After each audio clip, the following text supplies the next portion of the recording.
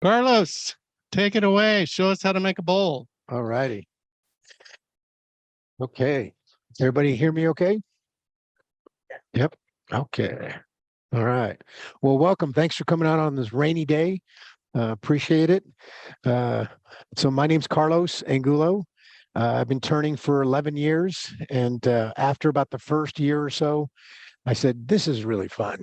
It's therapeutic. I'm on the lathe spending hours. My wife goes, what are you doing down there? But so I decided I'm going to start teaching. And so I've been teaching ever since, and I love it. In fact, I have a couple of students here that were from Woodcraft, a lot of familiar faces. So thanks for coming out. So natural edge bowl, um, part of the bowl is harvesting. So in 2017, I won a scholarship from AAW to go to John C. Campbell Folk School and turn for a week. And this is where they taught me the process. So as far as I can tell, you can't buy these, natural edge bowls. So anybody who's ever processed any wood, you want to make, if the log is large enough, you want to cut the pith out. If not, what I found, this is oak. If they're about 6 to 7 inches, the pith doesn't really give them too much. Sometimes it does. These have it. They're starting to crack, but by the time I shape the bottom, the pith will be almost out. But I basically I use the anchor seal. In fact, I bought it when you guys first bought. That's all I use, and it lasts a long time. So I seal the ends of the log.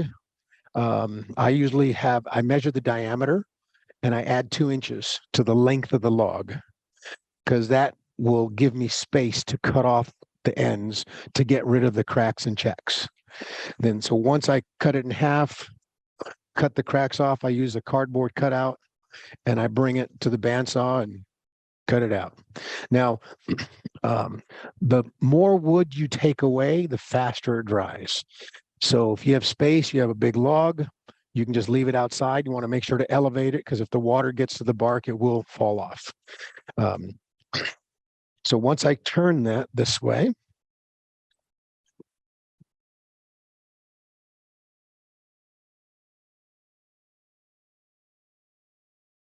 the next thing I do is I cut it round on the bandsaw. This is a 1-inch hole, and that's where the cardboard center was. So I know where the center is. I drill it. You have the wood past the bark. I use anchor seal, date it, set it aside, let it dry more. Okay. Now, if I'm still in a hurry and I want to take more wood off, what you can do is you can rough turn the bowl.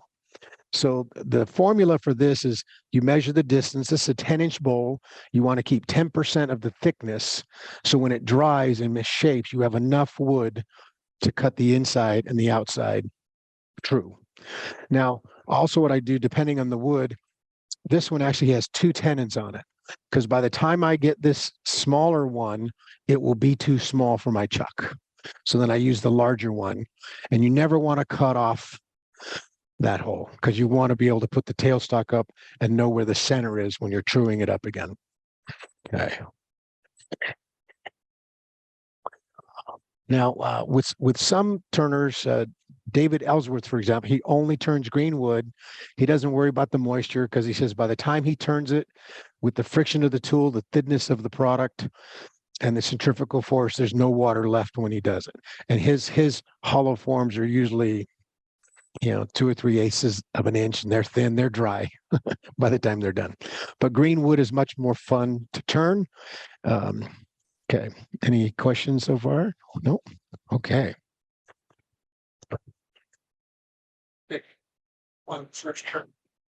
A medium. Oh. Well, actually, I have a garage that stays about 20 degrees cooler than the outside. I just put them on the shelf and let them dry. Yes, definitely. Yep, on the end grain. Oh, okay. Okay. So the question was, do I seal the ends? And yes, with anchor seal. Now, other people like Mike Mahoney, last time he came out, he uses Elmer's glue, mixes it 50-50 with water. And he says that's the most economic sealer. But I don't have Elmer's glue. Yes, yes. All righty. What?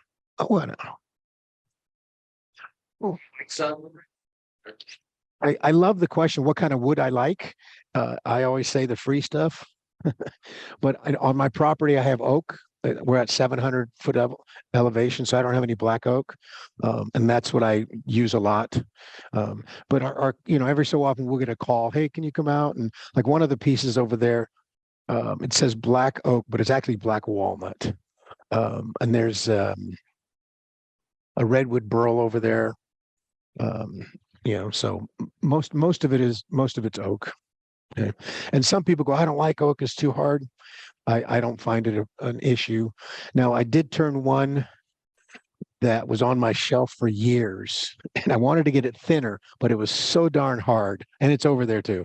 I go, I'm not spending any more time on it just because it was just too hard.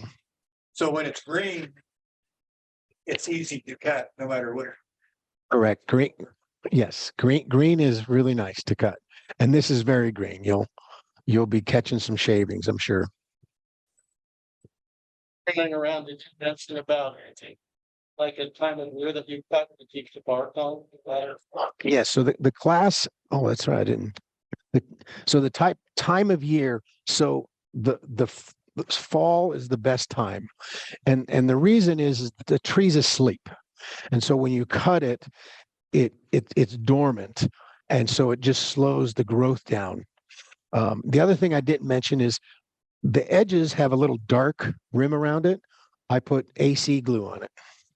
So I usually take about a half inch to 3/4, and I'll put AC around the top and along the edges. I mean, AC. There you go. That's right. Okay. And that helps a lot. Now, some people turn natural edge. They go, I don't care if the bark is on or off. I like to try and keep it on. So if I have a student come to Woodcraft and they have a natural edge, I try and pick the better pieces. Also, while you're turning, if I see that the bark is a little weak, I will add more CA glue to it because the goal is to keep the bark on. Now, if it does fall off, I usually break it all off and I'll get a torch and I'll burn the edges. So it's a little darker contrast and it just looks nicer from a distance. Okay. Okay. Let's see. I don't know where I put this for the tool here. Okay. Okay. So earlier, a few gentlemen came up and asked me about the tools. So I copy David's Ellsworth. So this is an English grind, 3/4 inch swept back wings, 60-degree bevel, and I love it. It works really well. I've tried 40-40. I've tried 50. I do have one tool.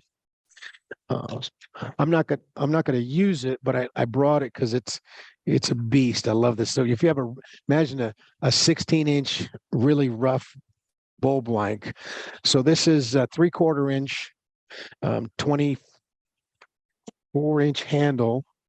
And this is actually, these are Carter and Son tools, M42 steel. This is one of Mike Mahoney's design. He calls this the wood beater. And I love it because it's you can turn something really rough, really big, and there's no vibrations. It just cuts like butter. Okay. Now, I'm a curious and skeptical guy. So when people tell me, "Oh, you got to have this type of tool," I'm going, really, is it that? Does it make that much difference? So I heard a lot of people saying, "Oh, you have to get a negative rake scraper," and I'm going, really?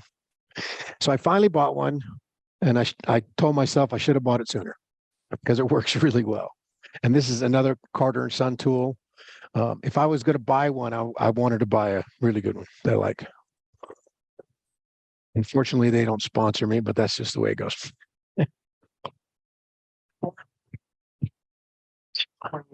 Ground yourself. Well, the Carter and Sons come sharp right out of the package. Yep. Very sharp. Okay. Um, so here's another tool that I recently got. Same thing at Carter and Sons. So somebody asked me, my original thought with this handle is I was going to buy tools with no handles and just switch out to save the money on the handle. Never happened. It was a good thought, but I like this because it's much heavier, it's beefier, there's very little vibration. Okay. Well, if there's no other questions, I'll start making some dust. Okay. Any other questions? Okay, let's see. Right here, let's one more little. So I have this little adapter thing I got from Glenn Lucas. Yeah. So it has a couple of pins. So when I'm in production mode, I have I'm in an art gallery, Art Studio 360, or if somebody wants a bunch of bowls, these little markers show me where the tenon is going to go. So I don't have to stop and measure. I'll just look at where the marker is and I'll just keep cutting that way. Yeah. So there's a disc. There you go. So there's a correct. So there's a disc that's attached to the quill, and then it has markers. So this one is set for 2 inches and 5 inches because of the chucks that I. Mhm. And you could have multiple, and so it just saves time stopping, checking, something like that. Okay. Yep. Now another one that I have. So whenever you move the tool rest, it drops below center. So this one, a little different configuration than my Laguna. So I have another ring. So when I loosen the tool rest, it always stays right where it's supposed to be, just below center. So I'm never having to guess, is it at center? It just one more thing to save a little bit of time.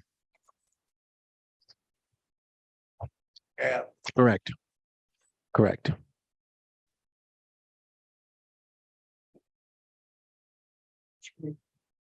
Sure. Yeah. I actually don't use the set screw just because it just sits on the bottom. Because every lathe is a little different. Some you can't use it. Some you'll have to make your by washers or PVC pipe. Okay. I works for about 1/10 of the price. That's right. Hose clamp. Correct. Yep. Oh yeah, there's always different ways to skin the cat, saving money. Absolutely. Okay.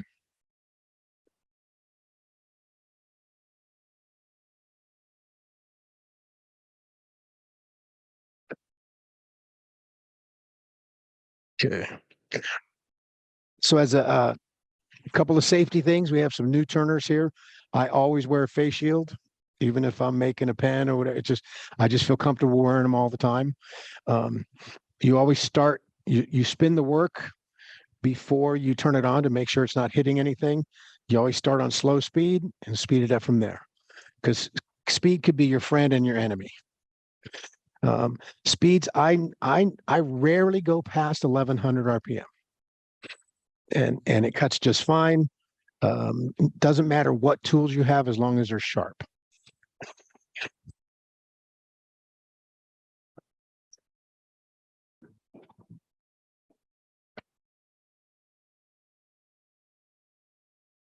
So this is about 775, just starting to rattle a little.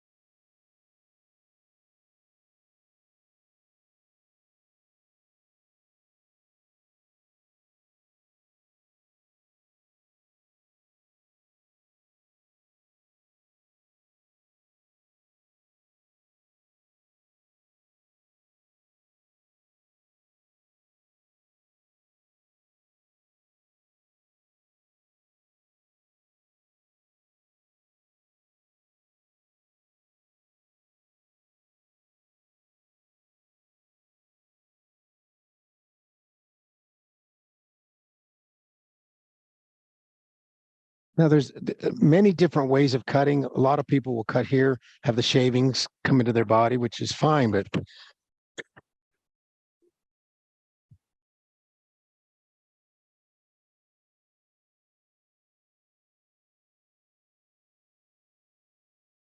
come on. The main things that you're riding the bevel, sharp tool, riding the bevel, it shouldn't have any resistance or work at it.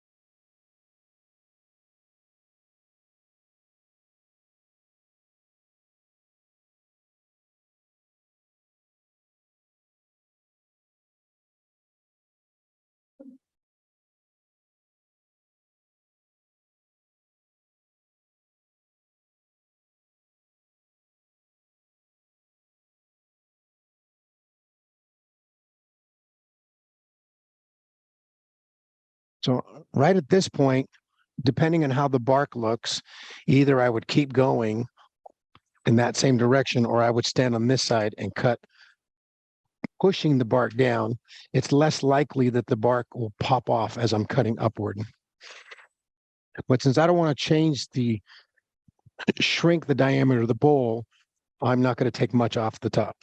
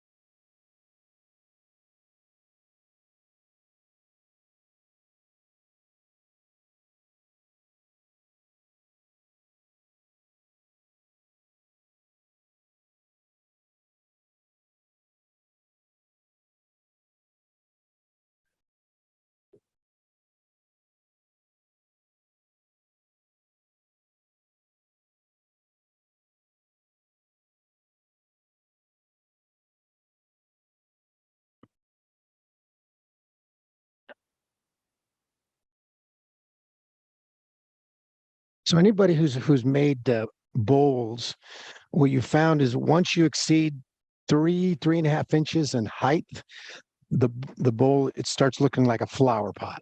It's like this looks like a little bit of a flower pot, just because it has an extra inch. That's okay. Okay. So before I finish shaping, I want to identify where the tenon is going to be.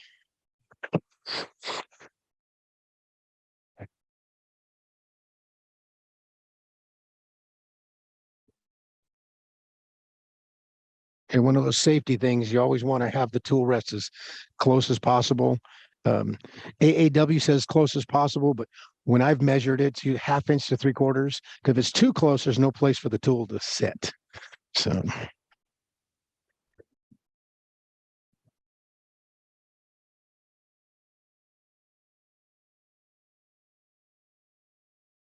it's just doing a little pull cut.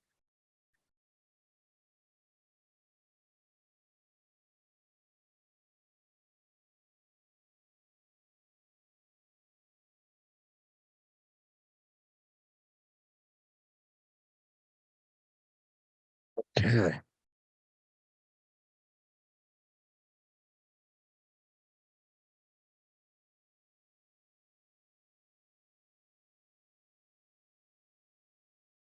So I have Vic Mark chuck, and it takes a dovetail. And so what I've done is I took a scraper and I shaped it to the size and shape of the dovetail. People use pointed scrapers, they use skews, there's all kinds of ways of making your tenon. So whichever works best for you.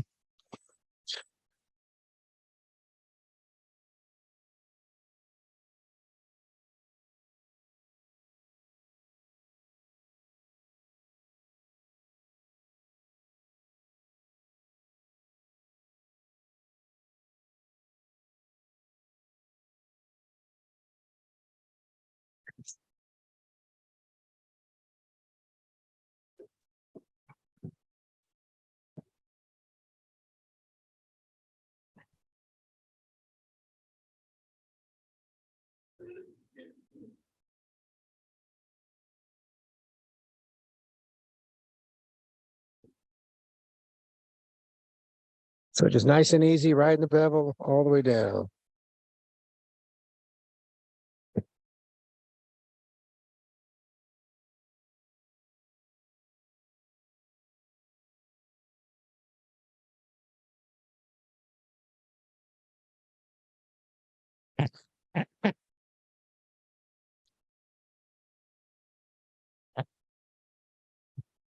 In my eyes, there's a little bump right here, so I'm going to take that out.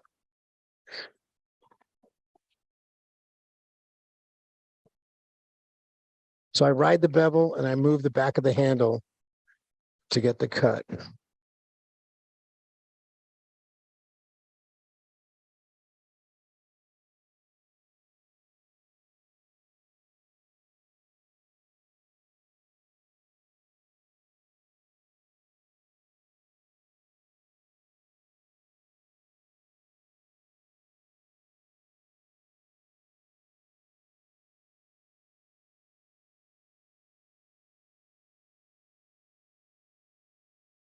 My negative rake scraper a little bit.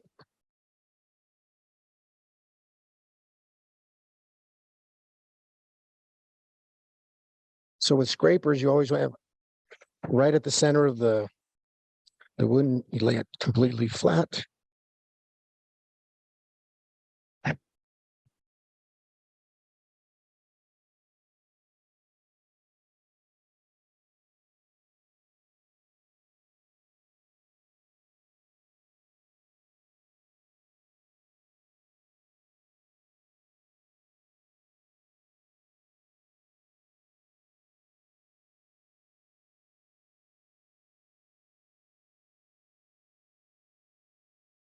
What angle do you use on your? This one is 20 and 40. So the 20 is on the top and the 40 is on the bottom. And this is the way it came from Carter and Son. Yep.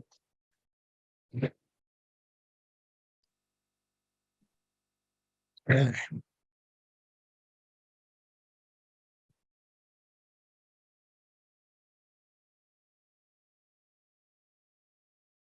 Now in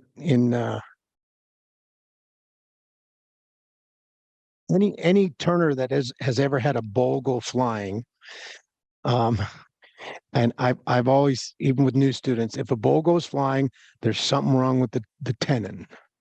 That's just the bottom line.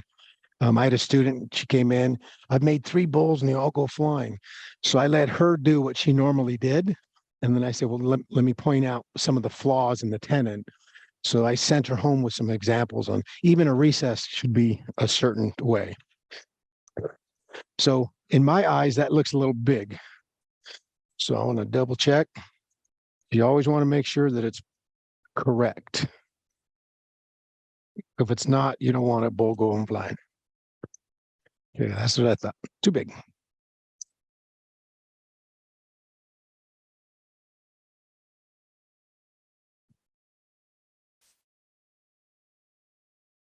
Okay.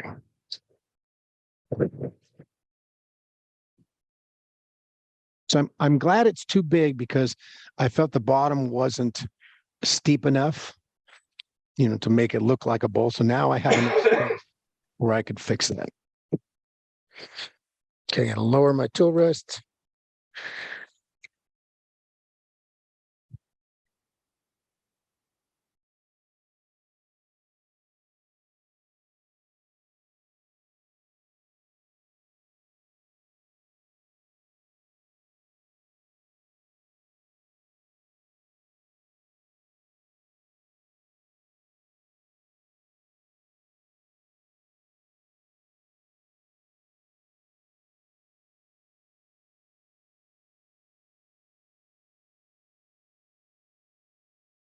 Another thing to consider is the bowl's going to sit on this outside edge. So I have a slight taper from the outside edge to the tenon so that when I reverse it, if it's not quite center, I don't have to touch the outside rim because we already know that's true.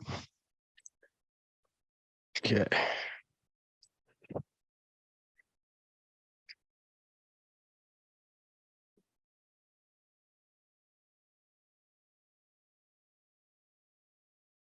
The other safety thing I just realized, this quill lock, I rarely use it. And the reason is when you're turning green wood, the spur drive has a tend to slip. Well, if I lock it down, lock the quill, when I go to test it, I think that this is tight and it's not. There are times where you do use it, but when you're doing green wood like this, I normally don't.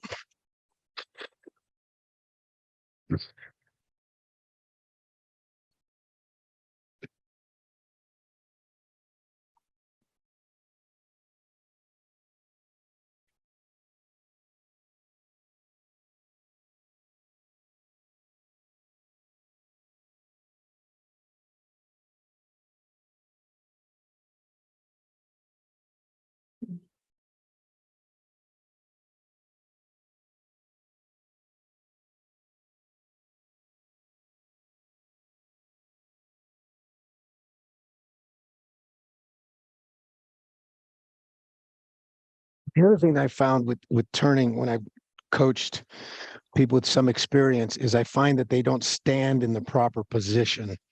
So you want to make sure that you're balanced, you're separated from the lathe. So in this particular cut, my left, I was actually on my tippy toe on my foot because I want to be here. So I actually back up a little bit and then I'm able to move all the way through it. And that causes this left, I have to be on my tippy toe in order to finish that cut.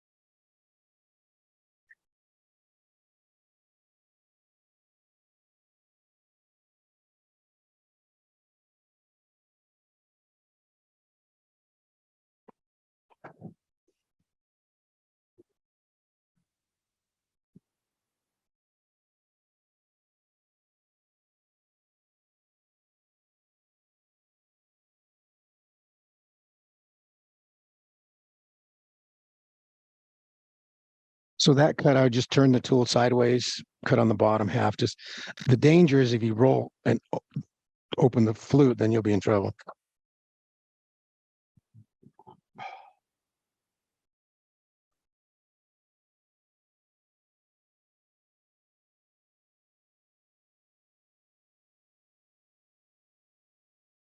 Yeah.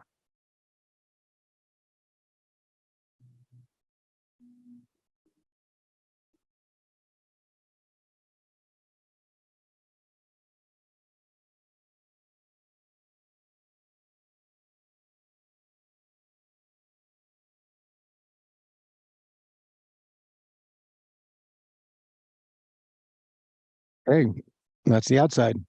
Any questions before I turn it around? Yes. It's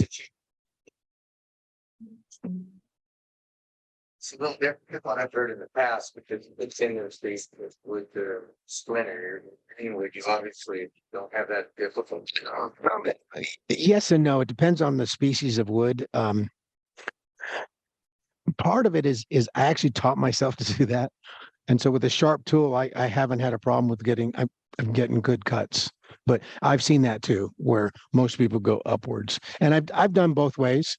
With the natural edge bowl, it just once I started at the top to protect the bark, I just went all the way down. Another question?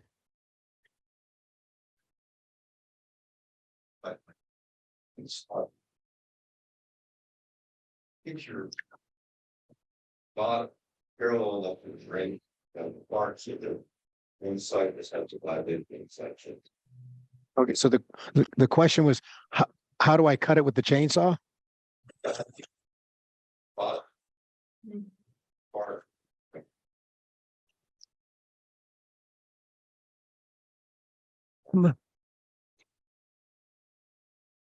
So if we bring this back, okay.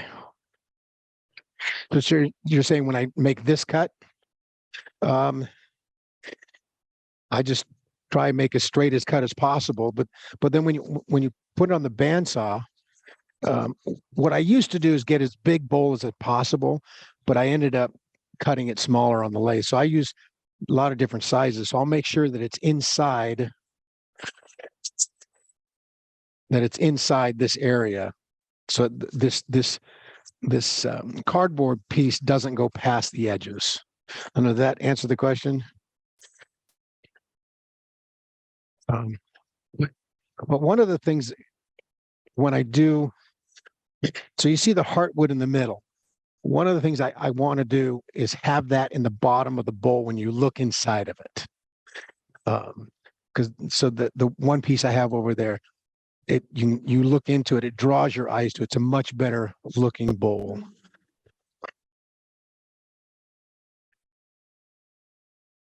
Change that.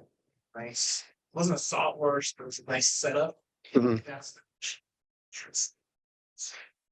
Oh, so the wood doesn't move the log. Was that what you're saying? Yeah. Yeah, I have. So the question is, what kind of sawhorse I get? I have two different types. One is just a sawhorse with two 2x4s, and another one it is designed better to cut all the way through. So I didn't bring any pictures of those. I think if I'm catching the question right, one of the things that some other people have said to me is the problem of getting the edges balanced, right? So you don't have your bark Oh, up so on one side or down on the other. oh, these right? Right. tips. And those have to be parallel to the back Uh-huh. of the blank. There, it's better. It's easier if it is, but I've seen some professional turners that just say, well, as long as you're between centers, you Correct. can rotate that between the centers until you're at the position where those are even. And once they're even, then you can smooth out the backside of Right. your tenon and flatten it out. Is that what you would say? Do you understand? Am I saying this right? Yes. Okay. So that was I did that before I came. You can adjust the especially with just a 2-prong spur drive, but even with a 4, I find you can move. What I do is line up the tool rest and then see that both edges of that are the same distance from the tool rest when I go to make my final shape. So if you should adjust that before you get rid of so much material. You can't change center. Yes, but you're going to change center and move your driving spur over until both those wings are parallel to the tool rest at 90 degrees to the waist. So that is adjustable, and a 2-spur drive is easier to adjust than a 4. But either one you can still adjust it and get those two even. So your bowl comes out with even dimensions on it. It also helps to start with a nicely shaped log. That also makes it easier. It's pretty symmetrical. Yeah. Yeah. All right. Okay. So that is correct. And I did that before I came. So basically, what he was saying is you'd put your finger or pencil on this bark on one end. If it doesn't line up, you loosen it and then you move the bowl to a different position and then you spin it to get the wings lined up. I had already done that. That's one reason why this wasn't done on a bandsaw. I did rough on the bandsaw and then I turned it on the lathe quick.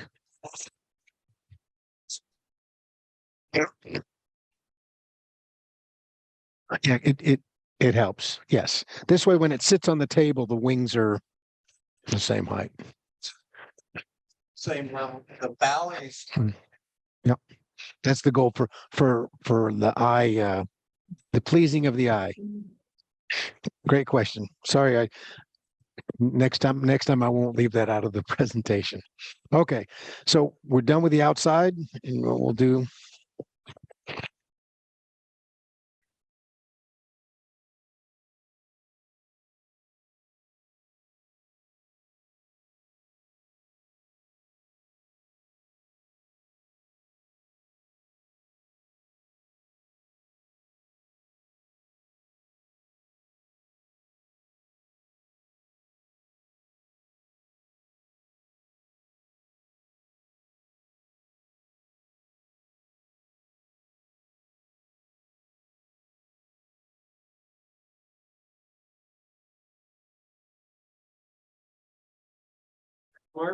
Yes. Yeah. Big Mark 120. Yeah.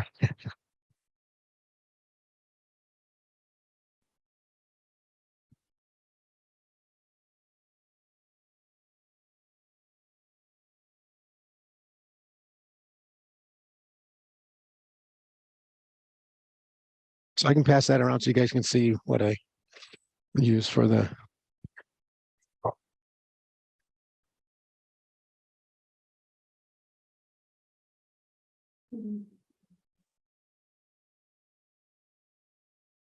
You just use this visual guide. You don't actually try to push it in. No. Just visual guide for the tenon. Yes.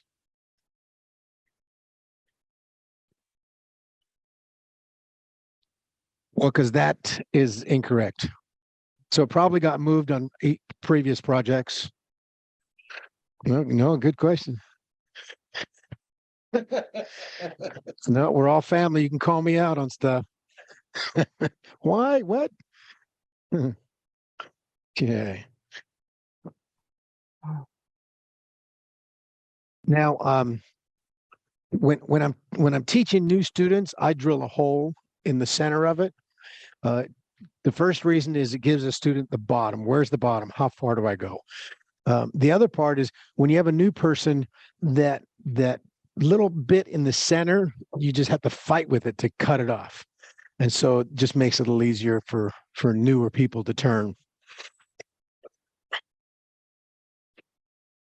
Okay. Let me take this off. Oh. No, it does not. No, that's where the spur. So this spur drive didn't have any teeth. It just had a point. Good one.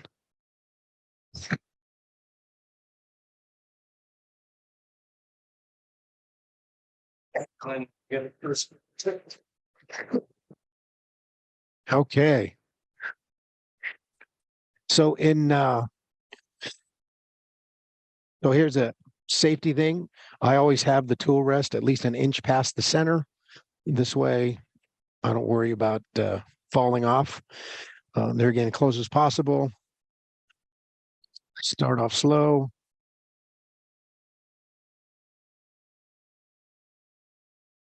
And people ask, well, how tight do you tighten the chuck? Tight. As tight as it can go. Now with the green wood, it's probably going to leave a little bit of a mark, but most cases I cut off the tenon anyway, or I trim it up and get rid of the marks.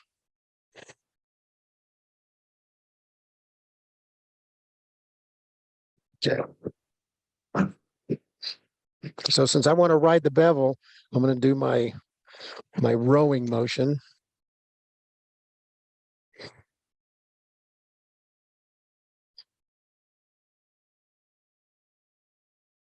Was there a question?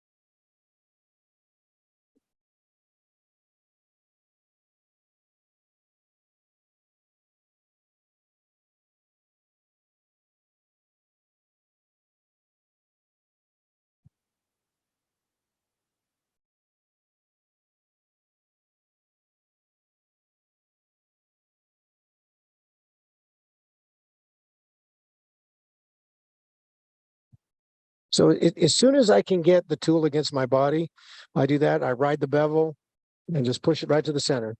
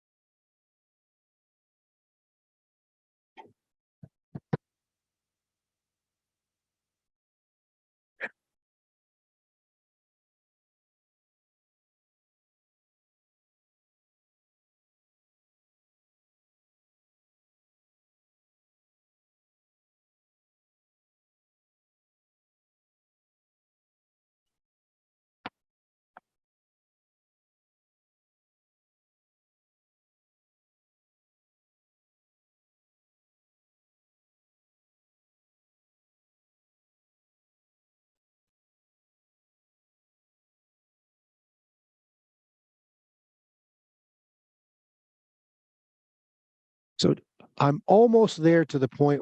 I'll go a little bit deeper and then I'll focus on the wings. So I'll do another cut or two.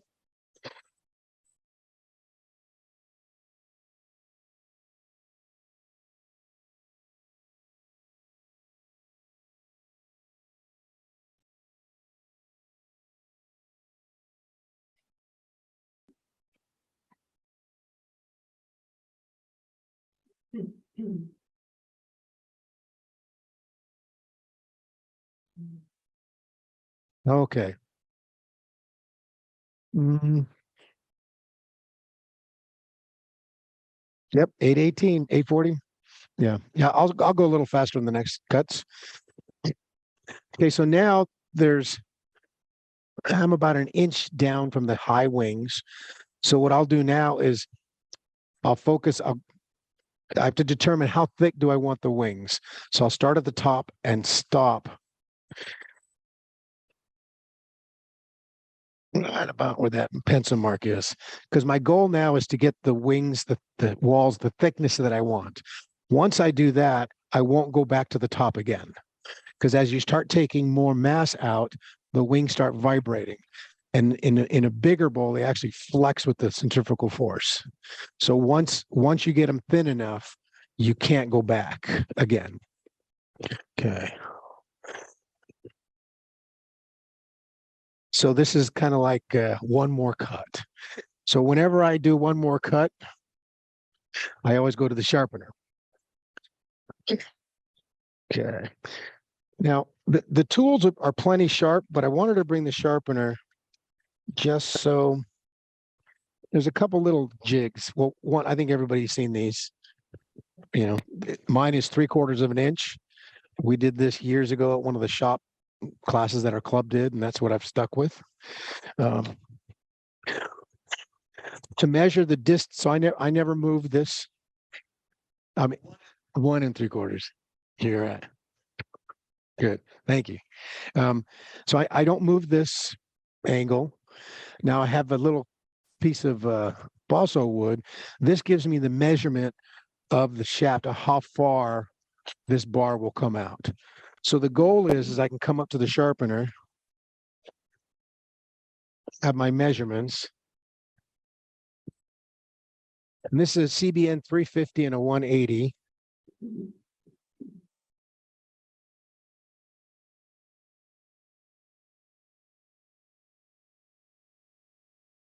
That's it. 5 seconds. If you do any more than that, you're just grinding your expensive steel away. Because I'm not changing the shape, I'm just putting an edge back on. Okay.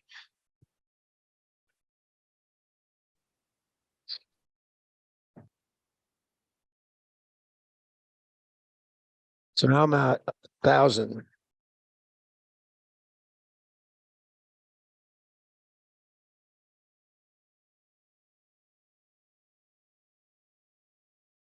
Let's move that in a little bit.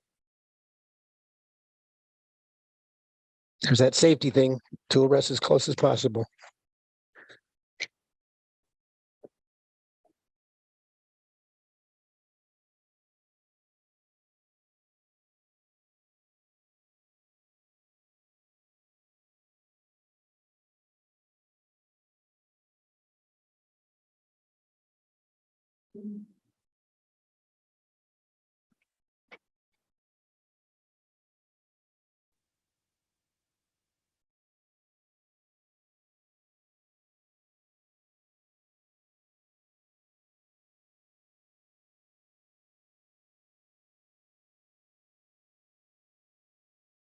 Do you recommend or have you ever used the curved? I haven't used one. I'd like to borrow one before I buy one. uh, oh, huh.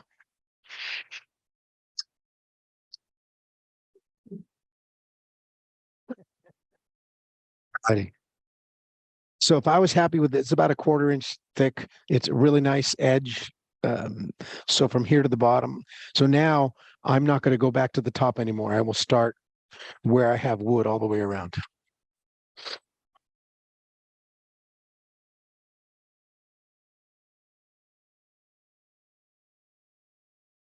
So now it's just like making a regular bowl.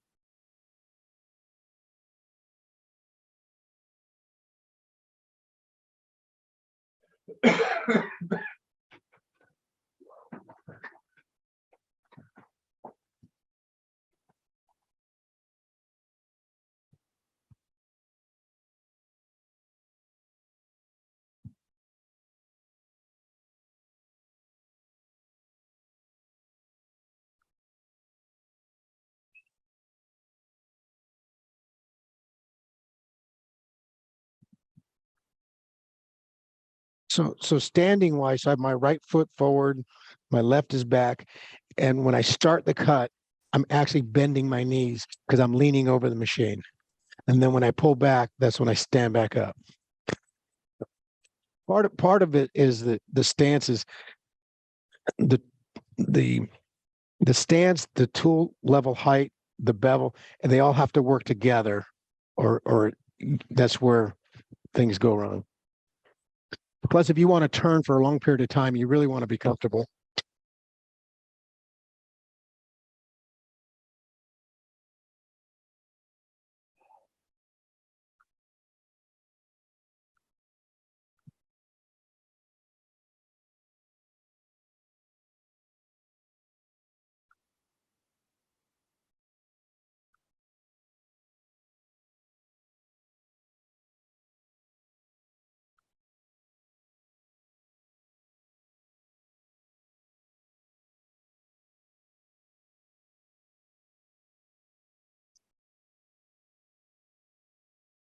A little bit of a bump there.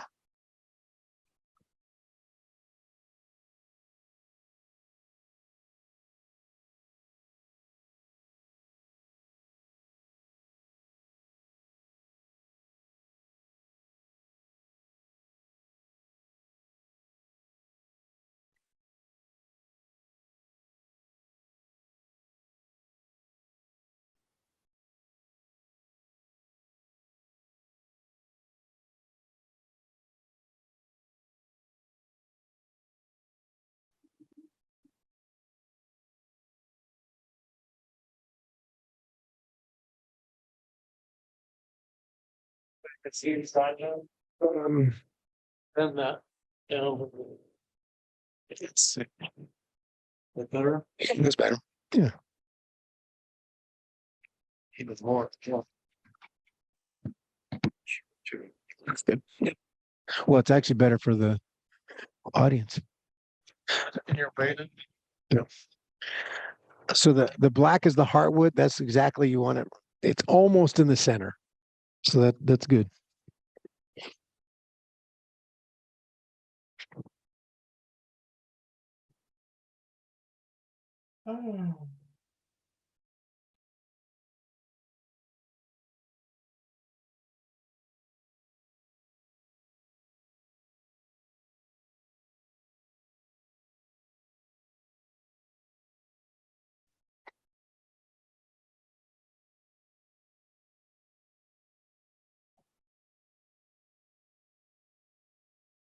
So in the center, I don't push because it's spinning slower. I just let the wood come to the tool to cut that little nub off.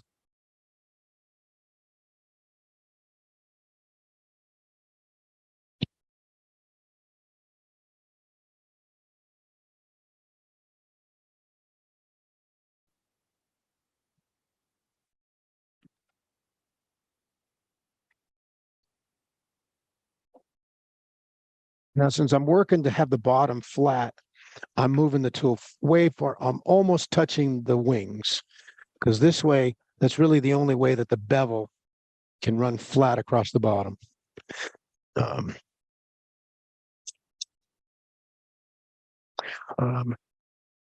now, one of my my thoughts for practicing how do you cut from the very top all the way down. What I like to do is don't make any shortcuts as you're doing the bowl. So I like to just cut start to finish all the way from top to bottom. So by the time I get to the desired thickness and depth, I've made that perfect cut a bunch of times. This way, you know what that feels like to go all the way from the top to the bottom. Okay.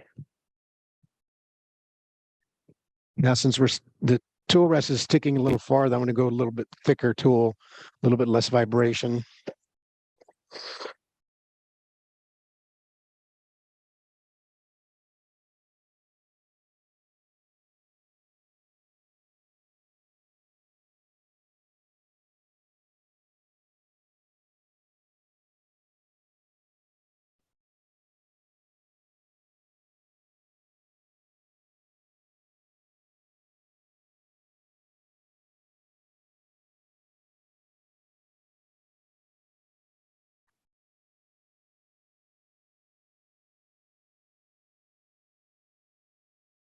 Oh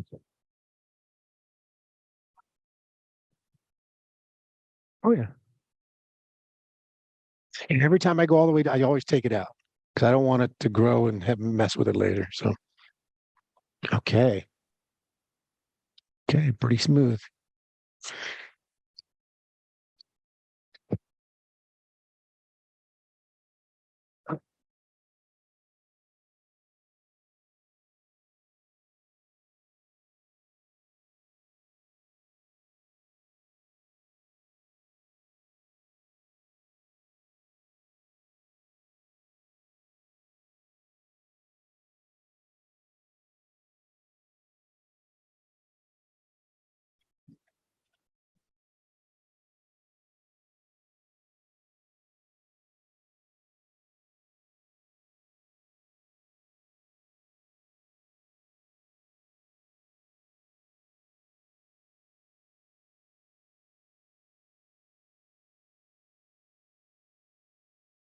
So this is where that negative rake scraper comes in handy.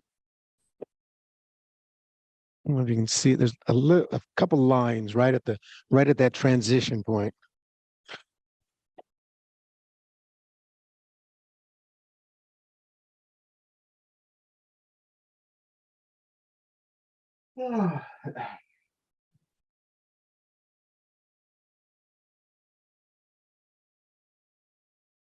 Also, what I'm doing is the tool is cutting on this side, but I'm actually looking at the opposite side. Once I feel I know the tool is in the right position, I look on the opposite because that's what you see what it's doing.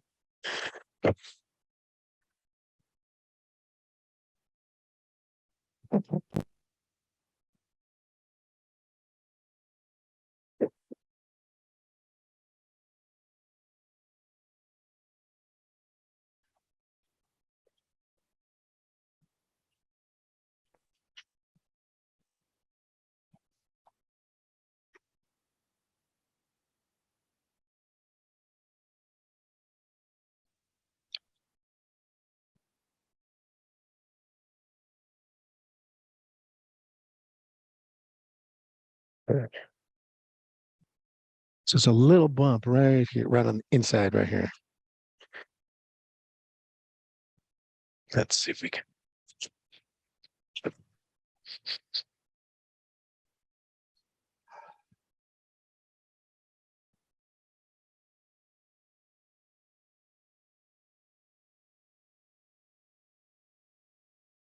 So that sound is the wings vibrating.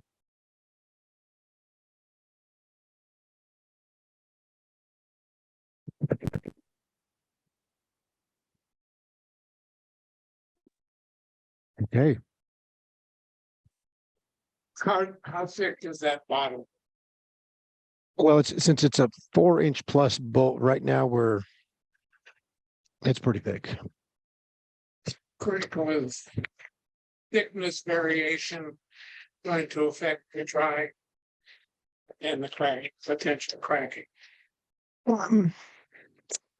So the question was the thicker the bottom, since it's a green bowl, how will that affect the drying and the cracking? I haven't had much with this size bowl. I haven't had much problem at all. Now on the larger ones, yeah, you'd want to go farther, but the larger ones, they give you a little more space to get in there because I really can't get the tool wrist any closer. I guess I should try one of those curved ones and see what happens. Okay. Right. I've seen them. Right. Okay. All righty. Any questions or no? Yes. So if I was at home, I would sand it. Yes. Yep. I do power sanding with the drill. I brought my little box of sandpaper. I wasn't going to sand, but I just, some people say, well, what do you use and stuff? Now, one of the other things that, so we talked about the CBN wheels versus I didn't talk about it. So I had the regular aluminum carbide wheels. So everybody's, you got to get CBNs. Really? They're expensive. So I bought them and I did an experiment. So I sharpened my tools. I did some wood turning. I put the new wheels on, sharpened the tools, did more wood turning, and I definitely noticed a difference in the sharpness. I did the same thing with the Carter and Son M42. I did some turning, got the new tools, turned, definitely a difference. I don't clean them. No. White magic rub artist eraser. Oh, really? It eats it up, but you can just run the EBN wheel. Okay. Turn clear it all. Okay. All right. So the question was, how do we clean the CBN? I haven't had to, but there's methods to do it, I guess. Now okay. Now the other thing that sandpaper, I buy. I have these. Are we? I can wherever you want. So I started with these. I liked the little flappers because they go past the 3-inch wheel that I have. So I've done these for years, and people were always saying, Abernet paper. So there again, it's twice as much. And I'm going, really? Do they really work? So I bought 100 grit, actually 120. So there again, I sanded with the regular and sanded with this. This is much better. So, right. But that's just my opinion. No, they're not. They should be. Gosh darn it. No, no, no. So part of my thought process is I believe people, but I want to test it for myself because I'm going to spend money. Does it make a difference? And since I sell my stuff and teach classes, I want to be able to answer questions for students. Hey, I heard this was really good. Well, I've done some research on whatever they ask me questions on. How much do you get into the bowl shape to bring? Not much. No. If anything, the top wing, it'll come up from the wood as the wood shrinks. It'll bow up. But other than that, like there's one over there that's cracked. But I could have fixed it because I saw the crack right away. I could have put, CA glue and other stuff in it, but I'll let it just do what it does. Okay. Okay.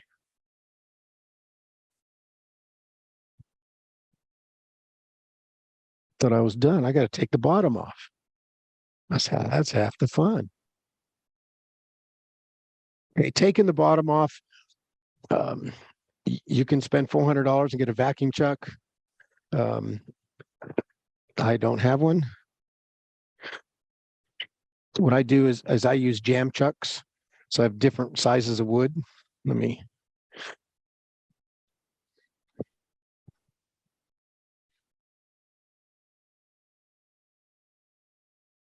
Yeah. That's a trick. Can I get it? Okay.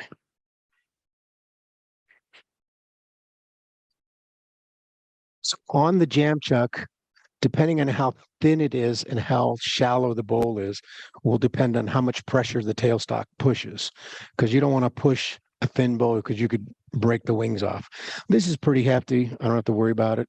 The other thing is the jam chuck should be shaped where it goes below the side wings, so there's no pressure on the side wings. Yeah.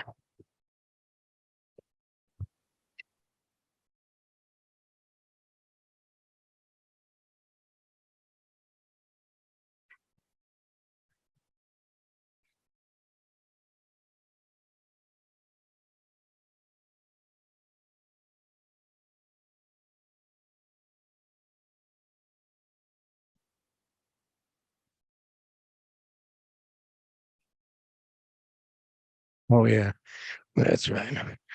I put it there so I wouldn't lose it. It's funny how little stuff disappears.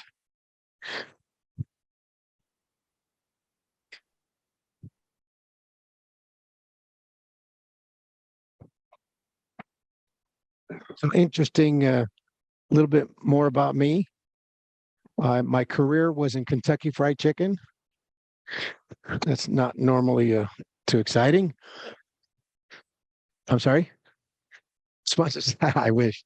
Um, that's right. But the unique thing about it is I worked for him for 40 years. Yeah. So people ask, well, what'd you do? I said, well, I started when I was 15, $1.75 an hour, washing dishes.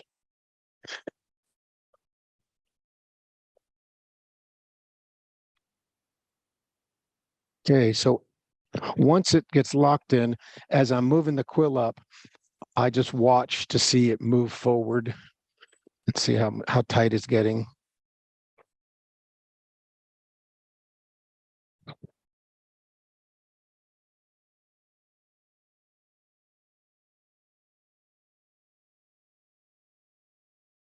So there's different methods. I could use a bow gouge. I could use parting tool. Um, what I like to do is use a bow gouge and I push it towards the headstock. And what that does, it helps from it slipping.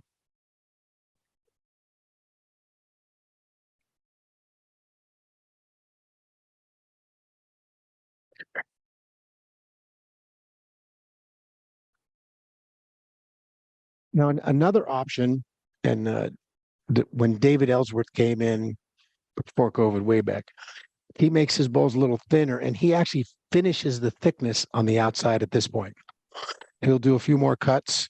This way, if you wanted to, you could blend in the tenant with the rest of the shape of the bowl. So it's really versatile on how you want to do that.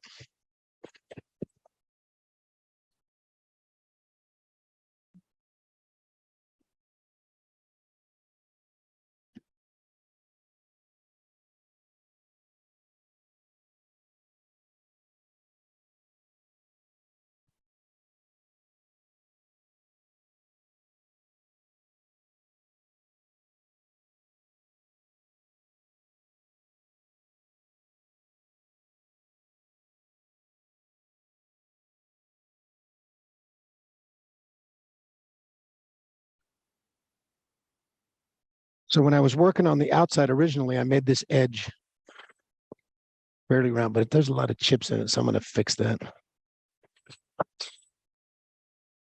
And it's running really true, so I don't have to worry about.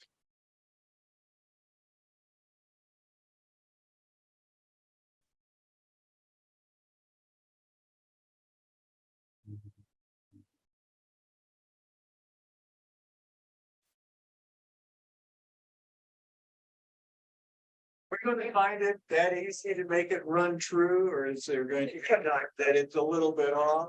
Like yesterday? No, it usually runs true. I mean, because you have the point from the previous time, so.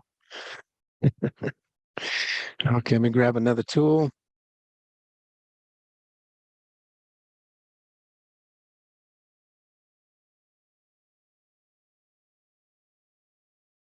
I would go a little farther, but this live centers is larger than the one I have. So I'm going to use a spindle gouge.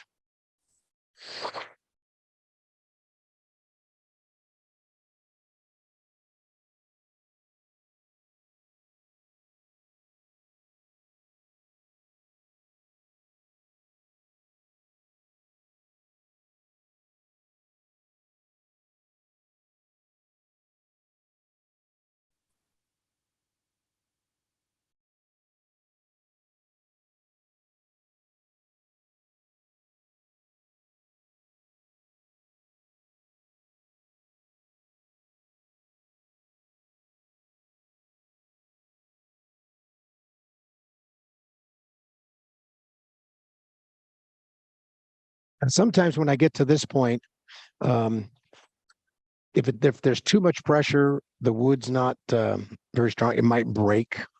So you would just pull it off, chisel it off, and then sand it. But I try and cut it completely off where I'm at. So in the spindle gouge, I basically just ride the bevel down and just catch the cut.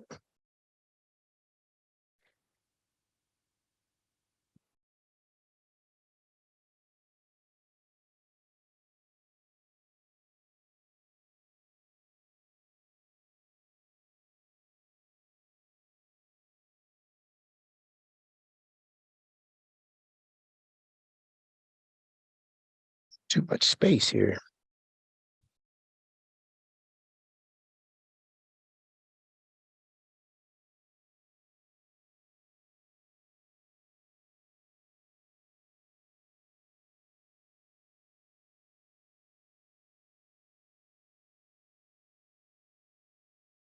So before I completely take it off, if I needed to sand the bottom, I would do that, or sand the outside.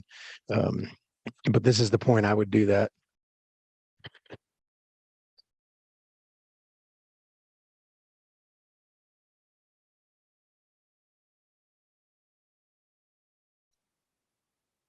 Sorry.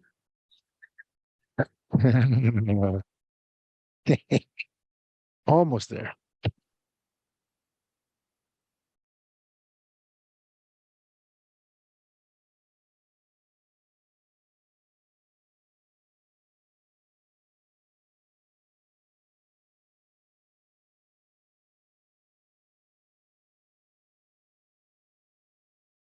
Okay, it's off.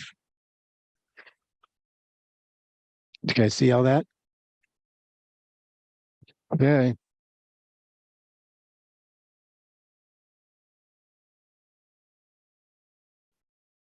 Okay. There we go. Kicking out like I would have, and use the parting tool on it.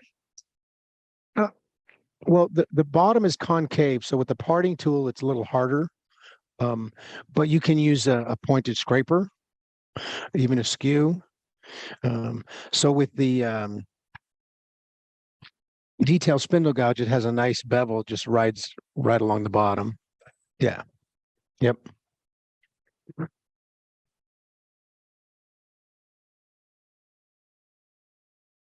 Okay. All right. Thanks. Right, great. Thank you.